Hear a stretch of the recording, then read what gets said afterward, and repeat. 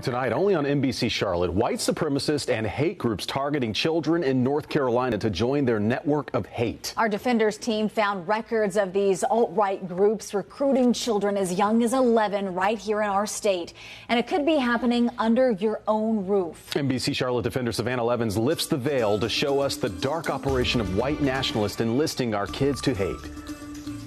The Anti-Defamation League tells me that these hate groups are going after kids who are looking for friends, for kinship, and they're grooming them into extremists. It's possible you've heard of racist posters, KKK flyers, alt-right literature making its way onto school campuses. We've covered those stories before. We have documented a concerted and growing effort to recruit young people on campus, but also in middle and high schools. Daron Ezekson is regional director of the Anti-Defamation League. He says hate groups are still using those blatant recruitment tactics like rallies and flyers on school campuses.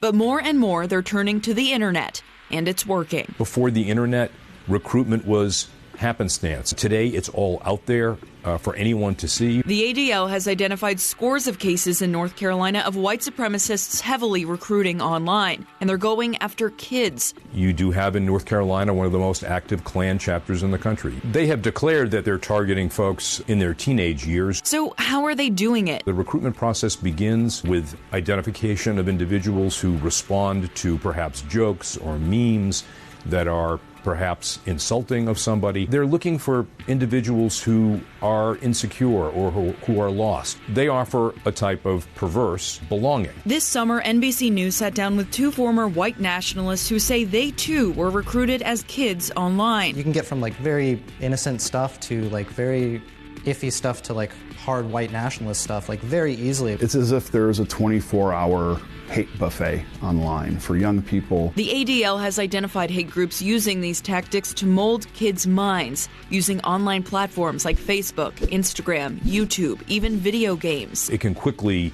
become something that is mainstream for them and part of their identity, and unfortunately, as we've witnessed in the last year, can lead to horrific violence in the name of that hate. Ezekson says parents should keep a close eye on what their kids are looking at and sharing online, and intervene early if your child starts making off-color remarks or offensive jokes. We've heard many parents who only after something happens realize that they were wrong. All we can encourage is for folks to have conversations, to be open with their children about the concerns about this. Savannah Levins, NBC Charlotte.